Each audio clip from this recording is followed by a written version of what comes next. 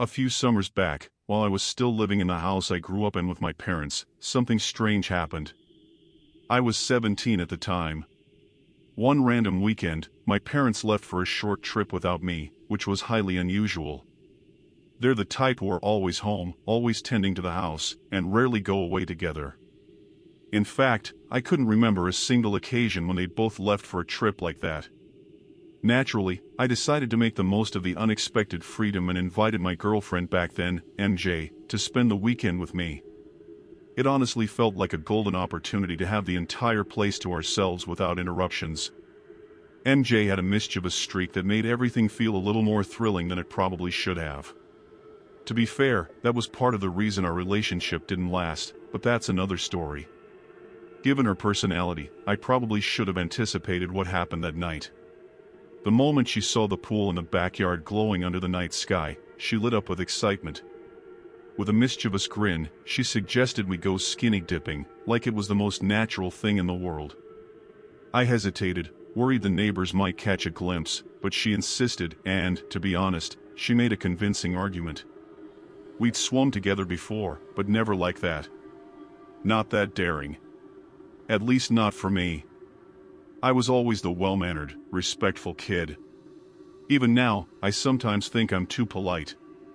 Anyway, after some convincing, I gave in. MJ's energy was just too infectious.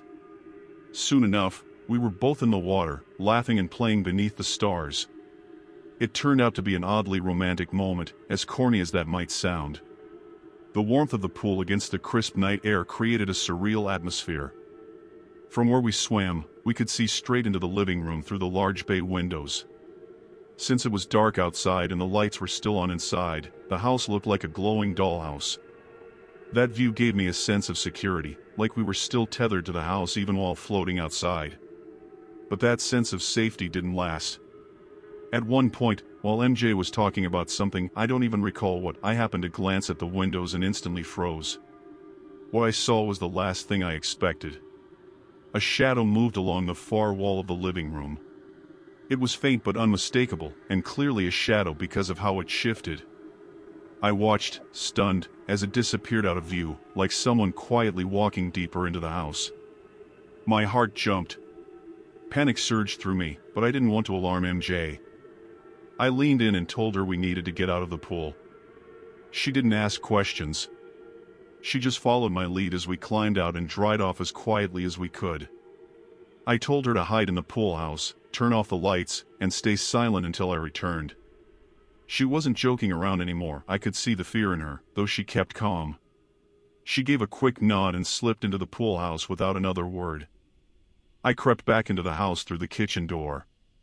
I was determined to handle this myself. That's how I'd been raised, to take responsibility. I grabbed a knife from the cutting board and began checking the house. It was clear someone had been there. I noticed subtle but suspicious changes. A dining chair was slightly pulled out, a photo frame hung crooked, and a coffee mug I hadn't used sat on the counter. These weren't things a typical burglar would care about. The more I looked around, the less it felt like a break-in and the more it felt like someone had been staying there. My nerves were shot. I kept expecting to be attacked at any second, but no one ever appeared. I checked every room downstairs, but came up empty. All doors were locked, and every window was shut. Nothing made sense. If someone was there, where were they? My initial confidence gave way to creeping dread. Eventually, I gave up and called the police. They arrived quickly and did a full sweep of the property, inside and out. But they found nothing. No forced entry, no footprints. Not even a clue how someone could have gotten inside. One officer said I might have scared them off, but I wasn't convinced. Eventually, with nothing else to do and it being so late, the police left. MJ and I were too terrified to stay, but had nowhere else to go. We locked everything up tight, barricaded the bedroom door, and tried to sleep. Around 4 in the morning, I woke up to creaking floorboards above us. At first, I thought it was just in my head, but the sounds were unmistakable. Someone was moving upstairs. Then I heard footsteps heading down the stairs, like they were making their way out. I grabbed the knife I'd kept by the bed and told MJ to stay put. I moved quickly but carefully. When I reached the front door, it was wide open. Whoever had been in the house was gone. I didn't even bother calling the police again. What could they do? I locked the door and returned to bed.